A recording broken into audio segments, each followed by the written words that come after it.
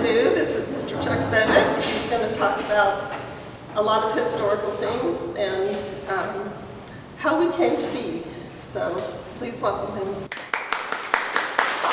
The first thing I'll say is I really appreciate you asking me to be here tonight when Mrs. Ramian sent me the email to come and talk. I haven't really talked about this project and well, I think about it all the time, but I haven't really talked about it for many, many years. So as I went back and looked at things that I was going to say tonight, it was awesome to go back and kind of relive the days, if you will, get back into history, if you will, and all that. So I thank Mrs. Ramian for reaching out to me. I also thank the OSCNA, which, believe it or not, I think you guys are going on your 25th anniversary this year, formed in 1999, which is tremendous. I believe I put a little history packet together too so everyone could take it with them, but way back in 1999 the OSCNA started, and I'll talk more about the timeline, how I got involved with it and all that, but tremendous that you guys are still around and you've impacted not only Speedway, but and then also Speedway history, but also the preservation of Main Street, and of course our historic district that exists to this day that's nationally registered.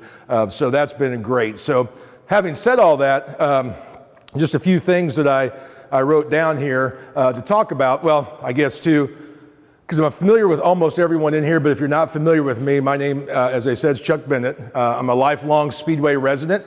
I can go 2 blocks down here at 16th and Cord. There's a red brick double that I came home from Methodist Hospital in. My mom supposedly craved White Castle because there was a White Castle right here on this corner while she was pregnant with me. And through this project, I was fortunate to be able to purchase the house I live in at 4934 West 15th Street. So I can walk out my back door and I can see the original house that I was brought home to way back in 1969. So as I said, I've been a lifelong resident. I lived on 12th Street. I've also lived on Carlton Way for a majority of my life. We lived at 25th and Moeller at one time. So I've been all over, but always been in Speedway. I'm also currently a school counselor at the high school now. I've been a school counselor for 11 years. Prior to that, I taught freshman world geography for 6 years. And prior to that, when I came back to Speedway in 1999-2000, I was an 8th grade U.S. history teacher, which incorporated this project as well. I did graduate from Speedway High School in 1988. I went to Hanover College and graduated from there in 1992. Came back here because I did social studies and I couldn't find a job. My parents were so happy. Spent a lot of money on a quality education in Hanover. But I was the in-school suspension supervisor for a year at Speedway High School before going to Beech Grove Middle School, taught 8th grade there, and then, like I said, came back here. I'm fortunate tonight to have my lovely wife with me. Raise your hand, honey. Yeah, okay. It will be 30 years this coming summer, June 18th, 1994. And so she's was along for the journey in 2005 when we started categorizing the houses. She probably had a lot of fun learning what a cross-gabled bungalow was and a cottage bungalow and a 4-square and all kinds of things. I think she thought I was a little bit off my rocker walking down the street pointing out architecture, but she went along with me, and so we got that. She also teaches at Allison Elementary. She's a 2nd grade teacher. She taught at Wheeler for several years, and then we do have 3 sons. We have twins that are currently in college. One's at IU and one's at Purdue. Okay, so there you go, of course. So that's what they had to do. So the one at Purdue is really happy right now, obviously. Final 4 and all of that. The one at IU still brings up that they've won 5 national championships to Purdue's 0. So have that. And then we also have a son who's currently a junior in high school right now at Speedway.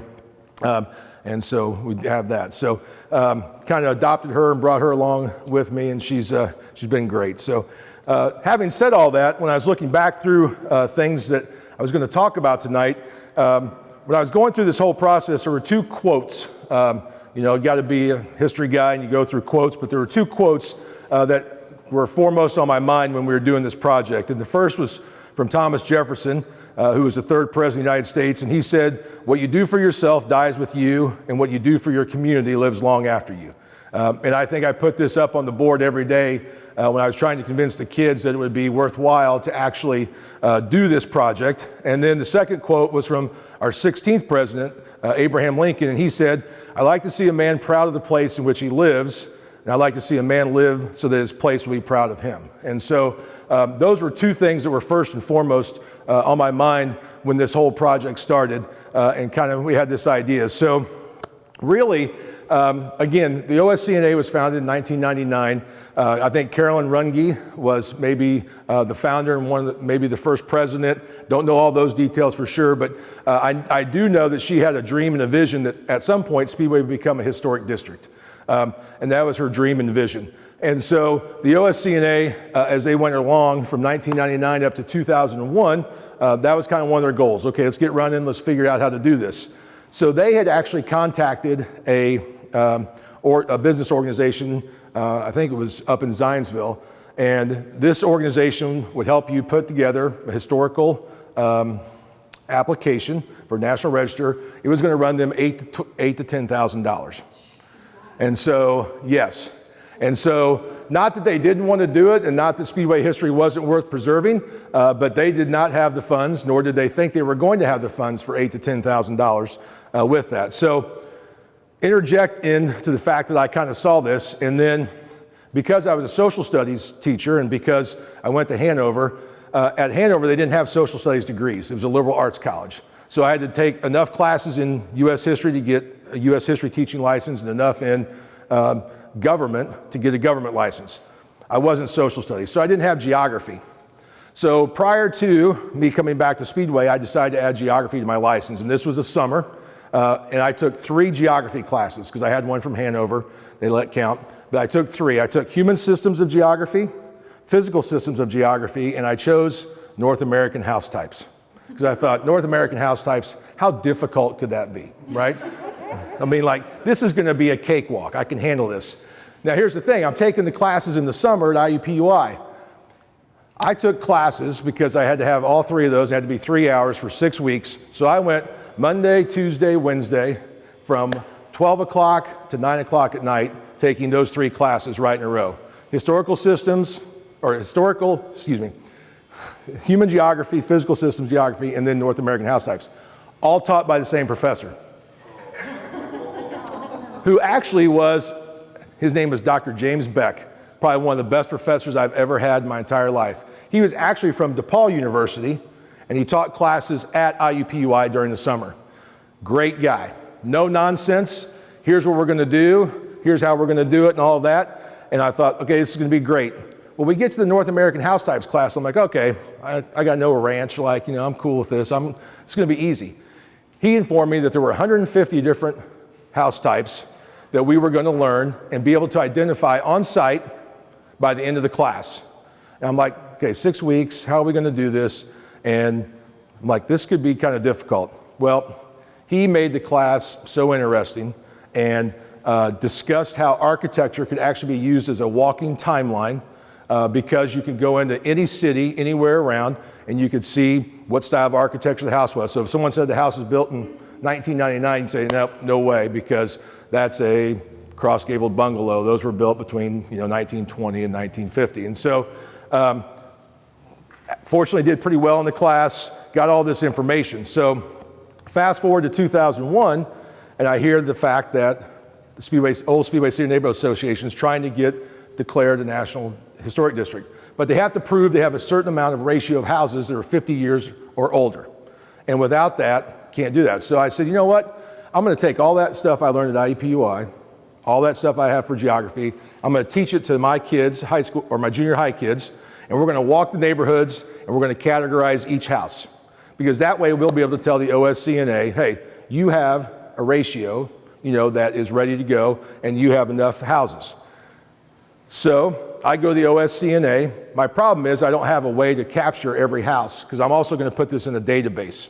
So we have a picture of every house as well. Because as part of the National Register application, you have to turn in pictures of the houses in the district. Little did I know those had to be 5x7 black and white with 1/4 inch wraparound, but we handled that later on.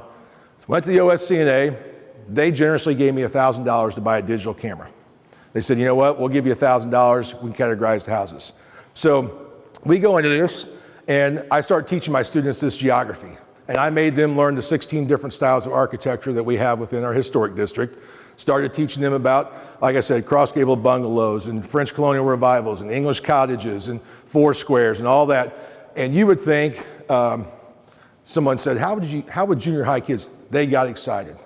And they got even more excited when they got the cool houses, because there are some, like they got the Norman Cottage where Dr. Hannah lived on 15th Street. Everyone calls it the Castle House, okay? There's only one of those. So the person that got that was like, man, and everybody else was jealous. And somebody's like, well, I only got a cross-gable bungalow. That's not very exciting. So, but we did all that. And then just to take the project to another level, I said, well, if we're going to be out taking pictures and all that, I'm going to get the English department involved. And so each student wrote a letter to the homeowners. And we delivered, on the day we took the pictures, we delivered the letters. I got 75 responses from people in the community writing back to us. They told us history of their house. They told us how many owners they had. They had pictures. They would loan to us. They sent in to us. It was phenomenal. And just on a personal note, there was our house we currently live in was owned by Bob and Dory Grandy. If you've heard the name Grandy, the Grandy Floral Shops, all of that. Dory Grandy, if you ever got a chance to meet her, if you didn't, holy cow. So she wrote back 8 pages. 8 pages of history on the house. Our house was built in 1912. We have a door from the Allison Mansion. That's a 9-foot by 4-foot mahogany. It's got leaded zinc glass in it. We have a separate insurance policy on it because it's a piece of art. But the whole story of how it came from James A. Allison and his mansion, all that. So she did all that.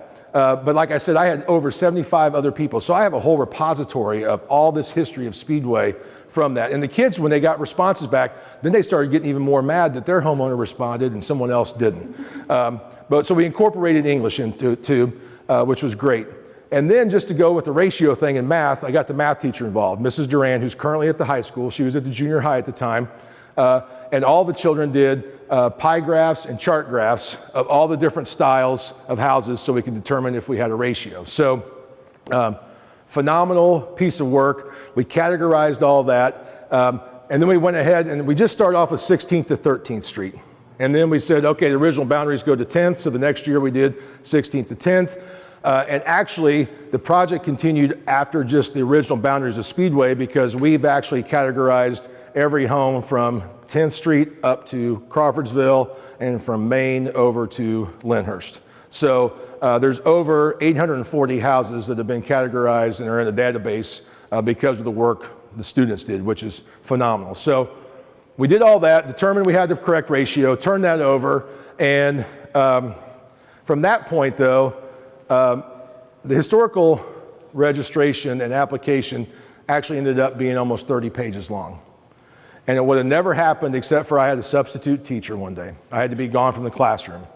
And when you know it, this substitute teacher was a master's student at Ball State University. Just filling in, happened to come in and sub, looking through my lesson plans, and she's like, hey, at Ball State, second-year architecture students have to have a community service project. I see that you're trying to write a National Register application. We would love to help you out. And I'm like, great, because we have, we had all this information, we had everything we needed, but we had no clue as to what would go into it. And so she brought down 6 Ball State second-year architectural students, probably 5 times, to come down and sit with my kids and write the formal descriptions that are included in the National Register application. At that time, there just so happened at Ball State, who was in charge of the architecture department, was a guy named James Glass. And James Glass got a hold of this, and he fell in love with the project, which was awesome. He goes on to become the director of the Indiana Department of Natural Resources Historical Preservation wing. So he helped us actually write the application because he knew exactly how we could get, I guess, approved, if you will, and all of that. So if you ever want to copy the application, you can actually email me and I can email it to you. Like I said, it's almost 20 pages long. It has every property listed from 16th to 10th in Maine over to Winton that are contributing houses, that are non-contributing houses, the businesses that are contributing, all of that, because you have to have so many contributing properties. So he helped us with all that. The pictures, I told you, I was proud of. All right, we got all these pictures. Worthless. okay? Absolutely worthless, because you have to send a hard paper copy to the Indiana, or the I guess the National Landmarks Foundation. They wanted, like I said, 5x7 pictures, 1/4-inch white trim. They had to be black and white. They couldn't be color. And thanks to Mike's Photo Shop, who's not there anymore, I don't believe, but got that done for us. And we got the application put together. Application went on, got approved in 2005, and so we were a historic district in 2005. It was a tremendous project. I always said I'd love to give everybody a chance who had a part in that to talk to you, but there were over 1,100 people who ended up being involved in that project.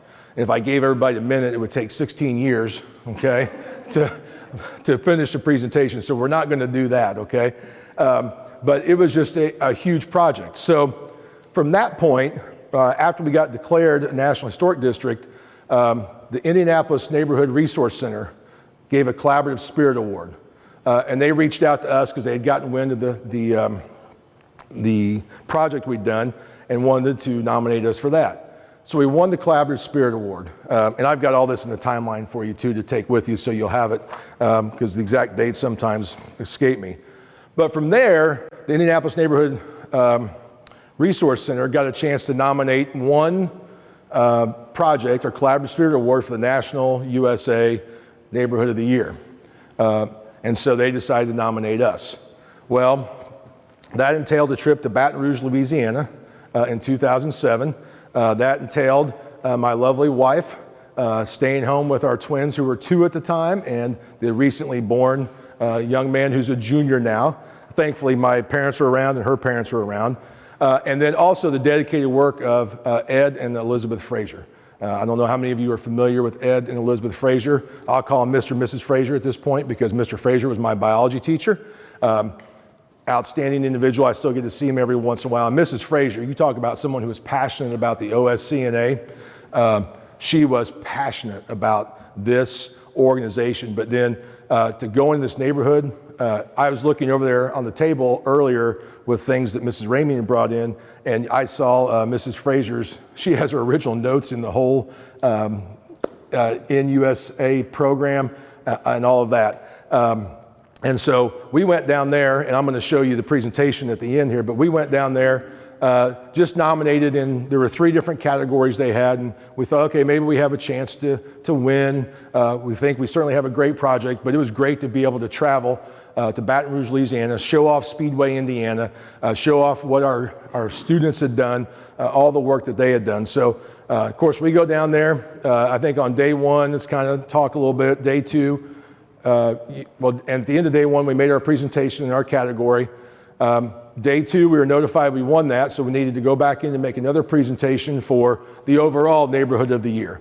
And then they were going to let us know on the 3rd day of the conference. So come to find out, on the 3rd day of the conference, again, they recognized us for winning our category. Then they brought all the top 3 neighborhoods up, and we competed with, there was a project I didn't think we'd really defeat. There was one in Florida where they had a whole neighborhood of bungalows that they had restored, and everyone had different colors, and it was pretty phenomenal project. And there was one also out in California where it was phenomenal too. But sure enough, when time came, they announced that we had won the National Neighborhood of the Year. And I think the look on Mrs. Frazier's face, I think in most of the pictures, if you get a chance to look at it, it's just like, phenomenal. So it was an exciting time. We came back here, and I know they have put up signs around the different districts. I think Mr. Boer at one point in time was doing that, but that's where it went to. And it was just, again, it was just a collaborative project that just took off and just grew legs. And I always say this because I think sometimes being in education, that junior high students sometimes especially, and sometimes high school students, we think, what good are they going to be? Or they're just out to cause trouble or whatever. But you can channel that energy and channel all of that. I mean, they absolutely love that project. And I'm serious when they were arguing over which dormer was on the house or which stone was on the house. Or they were mad. Like I said, Mrs. Grandy wrote back 8 pages. And then she actually had us, that class, that 3rd period class, out to her house because she wanted to show off her house at Christmas. Because she's had 8 different Christmas trees in her house. And there's actually one corner where our corner of our house is rewired because she had a tree with 2,000 lights on it. So she had to have a separate, and I told my wife it looked like June Cleaver threw up Christmas in there. And it was in a good way. And I took her back, and Mrs. Grandy welcomed us in. And then in May, because our house had housed some race car drivers at one time during the race, and then Mrs. Grandy had over Tony Holman for breakfast in the mornings before the race in the 60s. She had our students back out again at race, and when we left, the student that had adopted her house, who actually was a student that was not by far the top student, generally speaking, probably missed at least a day of school a week, but he wrote a letter, he did all that stuff. She gave him a card with like $25 in it and all of that, and man, if he didn't he's waving that around, and the kids again were mad because, why'd you get her, how'd you, so, but then I was even talking with Brocky Brown earlier about all the things that I received from the residents. And so there were pictures, as you'll see here, but I was talking about someone gave me an original newspaper article of when the theater on Main Street, which is now where Brittany Wells is, was built in that Art Deco style in 1937, first air-conditioned building in Speedway. And then I also have a copy of the actual first playbill of that theater as well. And again, I saw a map over there that's laminated of an original drawing that appears from 1910 in Speedway.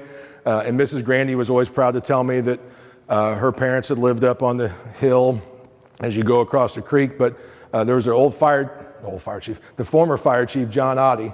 I don't know how many of you knew John Oddie, but his grandfather actually owned a farm down on where Castle Road curves back there by Allison. Was one of the first people in Speedway. So he would come in and talk to my classes. I've had Ferry Gaughan, who was the granddaughter of Lincoln Northcott, who was our first band director, in to talk to my classes. It was just turned into a tremendous project, and really because the OSCNA supported it, but really just because the whole community got behind it. So the organization is great. Obviously, the historic district is phenomenal.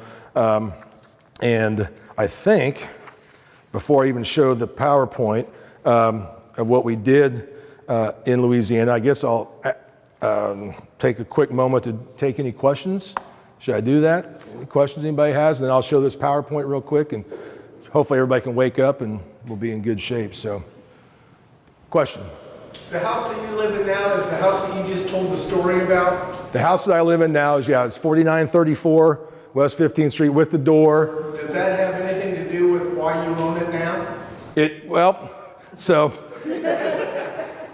I'm always amazed that, if it wasn't for me being gone and having a substitute teacher and the Ball State students coming in and then all those I'm always amazed at how those connections work. But yes, so I was in my class one day and I had a bunch of old newspaper articles I was researching through, and I found one from an old Grandy florist.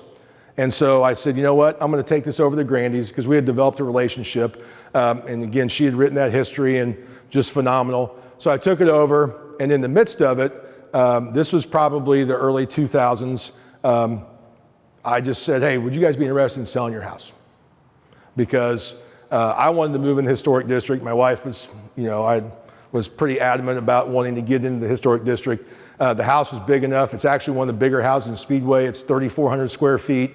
It's got 3 full bathrooms in it. We got 4 full bedrooms.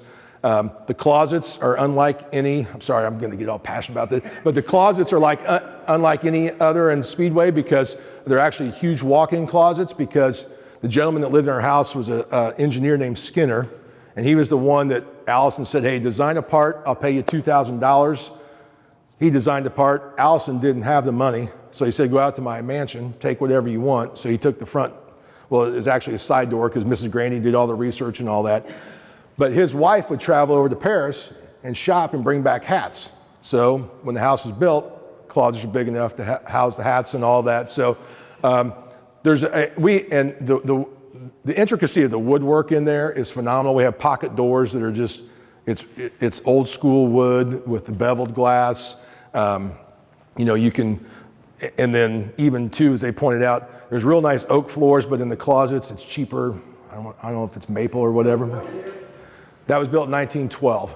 So I said, would you be interested in selling the house? And they said, well, we want We would, but we'd like to have kids in it because we think it's a house that needs to have kids in it. We think, and fortunately at the time, my wife and I were expecting, so that worked out well. But she would also, like I said, she was very involved with the PTA.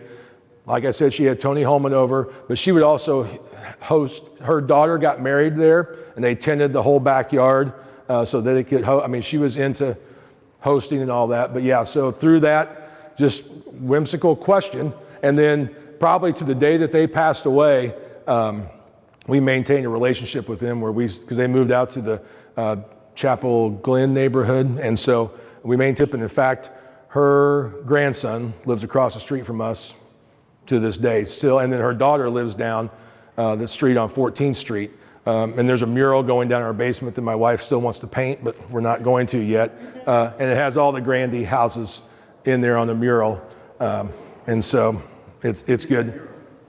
Huh? Who painted that mural? Mrs. Grandy did. She did. What was it called? She did the board. She stenciled everything. We had to go in and paint. That was one thing. Sorry, Mrs. Grandy, but that was one thing that we had to take care of because there was ivy stenciled everywhere, and then all kind. But that mural is going to stay, and so. But yeah, so we were fortunate to get the house through that. It was again kind of because we had to. If you ever sold a house or whatever, we had to sell our house, and and they let us keep the door. That was one of the things that I really wanted to. So. You know what year they got it? They got it in 1960. 1960? Yes. And actually, when they moved in, that door was actually covered with blinds. And the lady that owned it before them tried to have someone come in and take the door out because she didn't like it. And the person came in and said, "I'm not taking the door out of this house. I'm leaving it here." So she covered it up, and they didn't even know they really had the door until they uncovered it. So, and then, side note, after Skinner, Lem Trotter actually lived in our house, the original founder of Speedway, for a short time. He rented it. He never owned it, but rented it. So he did live in our house for a short time too, which is kind of a nice little tidbit on the side too. So. Go ahead. The kids who helped you with the project, what have they gotten, any of them gotten into architecture or this sort of stuff? I don't know if it's directly into architecture, but you would be amazed at how many students that I'll see from that time period that will still come up to me and say, "Hey, remember my house? I've got it at wherever," and still remember that part of the architecture. And I've actually had some people I've been with, like they haven't necessarily said, "I'm tired of hearing about the project," but like kids, that's what kids remember. And it was, and I was fortunate too, because with all that history, even when I went to the high school in 2007, I still did the Speedway Geography unit. I still did one where I taught about the history, and there was a book a few years ago that came out called Blood and Smoke that we read. It's about the history of the 500. Of course, Donald Davidson said it was the worst history ever, but it's fine. We read it in class, but and then for a few short years, we did a program called Racing to Excellence, where we did a walking tour with all the students in Historic Speedway, and then went to Fast Friday. But unfortunately now with the testing schedule at the high school and all that, we can't do a Fast Friday walk. But that was another great community project that the Lions Club helped sponsor. Dawson's on Main got behind. For a while, they're not there anymore, but there used to be big parking things in Charlie Brown's parking lot that were painted and the kids would sign it as part of the walking tour. And then Tim Neiman, who worked at the track at the time, would get us free Fast Friday tickets. And so all the kids, because there's a lot of kids, you believe it or not, that are at the high school that haven't ever been inside the track. But we get a picture in front of the Allison building, because obviously that's where the track was sold to Eddie Rickenbacker in 1927. And so they'd get a chance to walk the town and all that. So I don't know if anyone directly got into architecture for that, but I do know that currently right now there's a gentleman, one of my former students who had me at the high school, Sam Aarons, who's teaching the junior high, and he's going to do a Speedway in the month of May. He's going to take some of this Speedway history and do a project, and he's going to actually get the kids out walking the neighborhood again and all that. So it's carrying on, yes. So.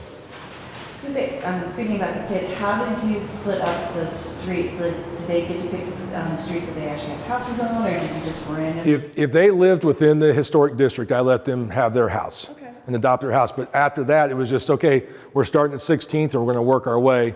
And I only had 115 students, so we could only do, so the first year, like I said, we did 16, 15, 14. Because there's a total of about 310 houses in the old Speedway, in the original platted Speedway. And then we did some businesses too, because the businesses could be contributing units. But yeah, so I just kind of let them go random.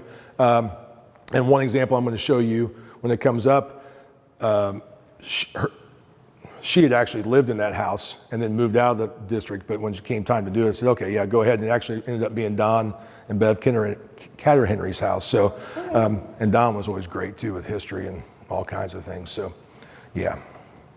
So when we went to make our presentation to the NUSA, we decided it would be a good idea to, yes, have a PowerPoint, and then also at the end, we needed to have a hook. And that's where you're going to see a little bit of a puzzle, and I'll explain that when we get to the end. But these are all pictures of things that we did. We had a script that we read. I'm not going to bore you with the script, but I think the pictures are always interesting. But this is what we would do while we were out in the neighborhood. And we decided at the advice of the Indianapolis Neighborhood Resource Center to call it an Intergenerational Historic Preservation Project. And so we ended up starting off with the original presentation at the OSCNA. Look at that camera work there, Bill. You got that going on, yeah? So look at that. We got computers and we got carts and but these are our students making that presentation from that time in 2001, 2002. And then we discussed the fact of where Speedway, Indiana was and what we were pretty much known for. Obviously the Indianapolis 500. We put a map up so that the judges who were looking at our project would kind of get an idea of our town around the track. Of course, we had the original platted map of Speedway on the right there. You can see basically from 10 to 16th. And I always like to point out too, as you get down here, this is Ford Street, but on an original map that I saw, Ford was not on there. And one of my favorite pictures of all time is the four founders with Henry Ford, who ended up building his plant on the east side of Indianapolis and not the west side. But I always like to lie, I guess, and say that they probably promised him his own street if he just moved his factory here, and he didn't. So, and then if you haven't seen, but this picture is actually at 16th and Winton. I believe, right? I see Mr. Rossetter out there sitting on that. But it talks about the $10 down that you could get for a house and all of that. And in our first walking tour from the high school, we actually took a picture there, a group picture there. We talked about the four founders of Speedway, told the people on the committee, the judging committee, that we named our elementary schools after that. And I always also, when I was teaching with the kids this, it was always kind of amazing to see the light bulb go off and go, okay, now I know who James A. Allison is, or now I know who Carl G. Fisher is. And I actually, a few years ago, there was a great PBS series about Carl G. Fisher that was on. If you haven't seen it, it's American Experience, professionally done by PBS. But if you look at the original plat of Miami Beach, you know what it looks really close to? Yeah. And you know when he went down there and said he wanted to have cement sidewalks and sewer, same thing he said he wanted in Speedway, Indiana. We're just not close to an ocean or anything. And if you don't know this either, Carl Fisher was also a guy that cussed a lot, drank a lot, and smoked a lot of cigars. And I said we named our first elementary school after him, so there you go. Not saying he wasn't a great man, but got that. Yes? I can't read the names. Can you just Yeah. Yeah. So this is Arthur C. Newby, grade school number 2, but he actually built a bike track on 16th and I can't remember the street, but it was a wood eighth of a mile track, bike track, and he was into bikes. All these guys were really into bikes. This is Frank H. Wheeler, Carl G. Fisher, and then James A. Allison. Obviously the Allison plant. And, you know, with Fisher, we kind of got lucky that his downtown plant blew up because no one wanted him downtown to produce his headlights. And so he moved out here on the west side of Indianapolis, found the farmland, obviously flat and all of that. But and then obviously came up with the idea, along with Lem Trotter, to start a horseless city, if you will. He wanted to build a place where workers could live and purposely designed. I've read where he said he wanted Main Street to be as wide as Washington Street was downtown, and purposely put the factories and the industry on the east side of Main Street so the prevailing winds would carry all of that, and purposely designed the streets so they ran like this so that when you walk out your front door, you'd never see the industry, you'd see your neighbor's house across the street too.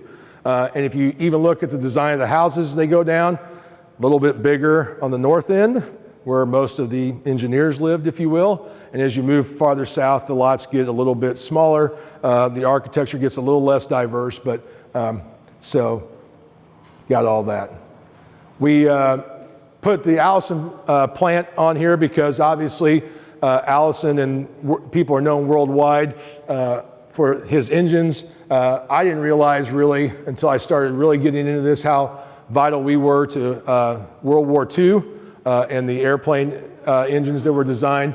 But you know, here's also where the track was sold from James A. Allison to Eddie Rickenbacker in 1927 as well. So got that. We included Lem Trotter. We talked a little bit how they wanted to plat the town. And they had the idea to have businesses on one side, the full industry on the other side. Made a little bit of, reference to Trotter. Put a few historical pictures of our Main Street that I'm sure many of you have seen around. This is the corner of 15th and Main where Dawson's is, the original movie theater. This is the florist and the zinc building. Florist, and here's the old State Bank where Lem Trotter was, so right over here. Luckily, we were able to preserve a couple corner buildings there. And then we highlighted the Old Speedway City Neighborhood Association, since they were the sponsor on this project. Went a little bit about how we sought out National Registry application status. Again, kind of what I just talked about with the history of that. And then this is kind of one of my favorite things because we would obviously get pictures that we took, but then people would send in. So this is at 13th and Main. Right here is where the 1300 block La Peep is now, that building and all of that. So this was this house in about 1925, and here it is today. But one of my favorite pictures because there's nothing, I mean, literally nothing there, but it's always good. And we would get pictures like this all the time from residents in homes, and so. Hold it now. What year do you think the original picture was? 1925. And it's looking south? Yeah, you're looking south. Like if you were standing in the alleyway at right behind the Allison plant, you'd be looking south. So. Yeah, it's right. This is on 13th Street. So yeah, if you walk down there, you'll see this house and you'll go, oh, okay, now I've got it. How would you describe that house? This is actually a front gable bungalow because you got one gable here facing the front, generally 1.5 stories. Now they did put, bungalows were noted for their roofs and their front porches. The professor I had, Dr. Beck, would get irate if someone enclosed their porch because that's not keeping to the style of the bungalow, because bungalows obviously originated in the South, and we had a whole migrant pattern for bungalows, but you've got that. So like the house I live in, if you see two gables coming out, because it looks at the top, it's a cross-gabled bungalow. A cottage bungalow, I don't have a picture of it, but they're the ones that kind of, when it comes down, it's got a little notch in the roof that comes out over the porch, wider porches, and then there's the shotgun bungalow or southern bungalow, actually southern bungalow, because the porch line and the roof line are just straight. So we have 4 different kinds in Speedway. If I had more time, I'd go through a whole architectural presentation, but you'll start walking the neighborhood and you'll start recognizing. And what I really like too is I can go into any other city and start, picking out. So then I think at this point in the presentation, Mr. Fraser introduced me, a younger, skinnier version. So with our digital camera that the Old Speedway City Neighborhood Association gave out, we talked about the Luminary project that the old OSCNA used to do, talk about raising for funds. So wanted to highlight that. And see, this is actually still too even a front gabled bungalow with just what's called a jerkin head style roof here. So you have this been in, but still got the porch. And again, my professor would be mad because they enclosed the porch. Yeah. So, and my front porch is enclosed and I love it. So, and again, pointed out exactly where the historic district was within the OSCNA. Showed business district. And then, because when they'd started doing the redevelopment, the OSCNA actually got, I don't want to say preferred status for charrettes, but they wanted to specifically meet with the OSCNA in that process as a separate group because of the work that they had done. And so I thought that was pretty important during the redevelopment. And then this is how we explained how everything got involved with this letter writing. This house was actually on Presto. This is actually a southern bungalow. I want to say his first name was Frank, I can't remember. But he was awesome because he had remembered the house being built and the mules dragging the graders behind to dig the basement. So that's how they dug the basements back in that time. So pretty phenomenal with that. This kid's name's Nathan Welker. I don't know why I can remember his name, but I can't remember his name. So could be, yeah. Yep, it was. Thank you. And then this is students, just so happens to be out in front of my house in 2007. It wasn't at the time, but trees gone now, but pictures out there. So we wanted to make sure they knew all of the, and again, just more pictures of us out in the field. So from that original picture, all the students did a PowerPoint project of every house. So like I said, 840 pictures, but also 840 PowerPoints detailing the history. Now, this one we're pretty fortunate because if you know Mims Pirtle, or you knew Mims Pirtle, Donna Mims, if not Susan, their daughter works in the cafeteria. This house is over at actually 5114 West 15th Street. So, of course, the Pirtles had a ton of history. So, because they'd been in the house since it had been built. So, when they wrote back, every student though had to do put their style of architecture on there. Every student, if they were fortunate to get a letter, she included this information back in here, basically telling them that the house was built in 1926, who the original owners were. Susan said, I'm one of 9 grandchildren that wanted the house. So they had that, and they had the original cost of the house was $2,500. First mortgage was between $20 and $30. It was the first house built west of 15th Street on Winton. And so, she kind of went into all that history, which was awesome. So included that in the PowerPoint. And I had, like I said, we had 75 different people that actually responded back too. So in various PowerPoints are included, that information. And so then here's the architectural description that they had to write. So a good example of a southern bungalow is found at 5114 15th Street. And so they would go through, they had to tell what the foundation was made of, hard stone and white siding, the rest of the house, front of the house, a small overhang. So they would go into all this. So every house is detailed with this. And this is what the Ball State students helped us with in that. They had to describe the windows. I mean, pretty detailed. Again, I loved hearing students kind of argue over. So then we get pictures like this. So you could compare what the house looked like in 1961. A lot of times people get jealous of the cars in their driveway too, because they're always amazed at those cars. And then, just 61, and then today.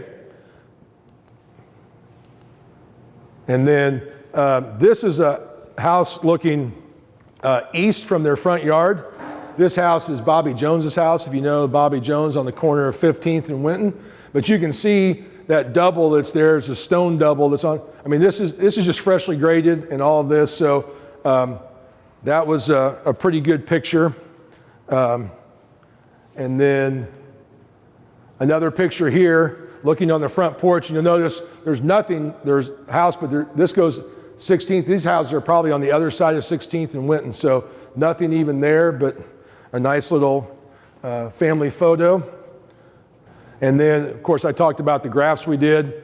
So students, we collected all that information. So every class period had different places, but we put all that information together. I actually had a student who did a website at the time because it's no longer functional, obviously, but she was into that. And I think, you ask about students, her name was Jessie Rabidou. I know she went into architecture for sure, but she did this whole deal where you could click on all of this stuff. She actually did a virtual walking tour on her own, which was phenomenal. So, and then as we'd go in the neighborhood, this is a time when we were out and someone left us muffins and juice and all that stuff because they knew we were out in the neighborhood. So it ended up being a pretty good deal, and the kids were always mad because that class period got that stuff.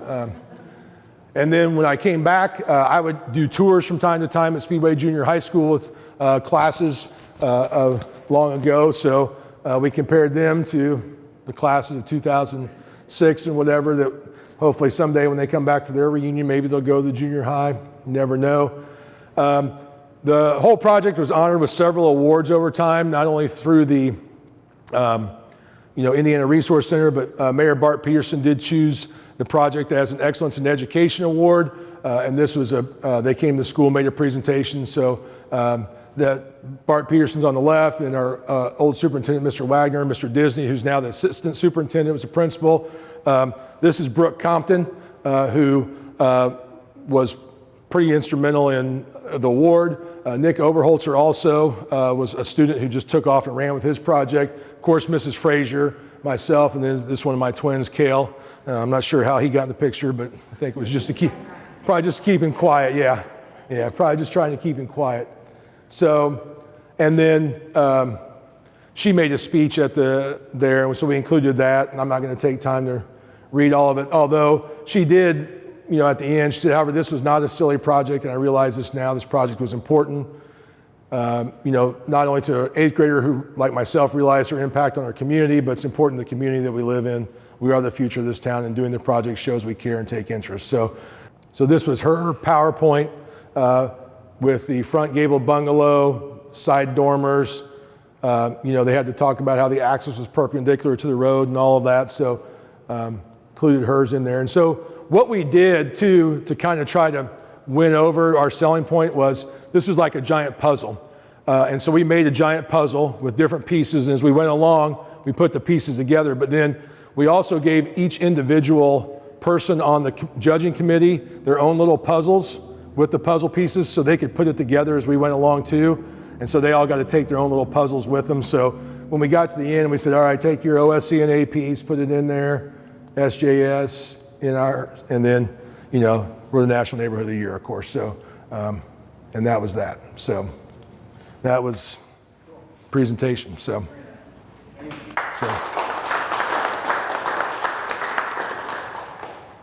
As I close, again, thank you for having me. Sorry I took so long, but I start talking about this. If you ever need anything at any time, feel free to email me at the school. I can email you these large documents. I can email you pictures.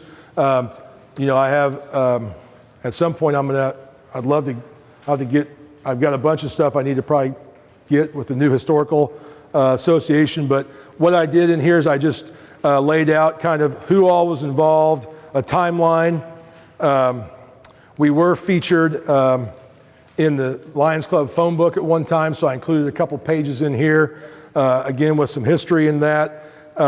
And then also from this, there was a walking tour, like I said, that was developed. So I went ahead and included that in there so you can see a little bit of the history, and then some of the houses that were on the walking tour. I know they did a pride tour a few years ago that I have that information as well, but that way you have something to take with you and you'll be in great shape. So that's all I got.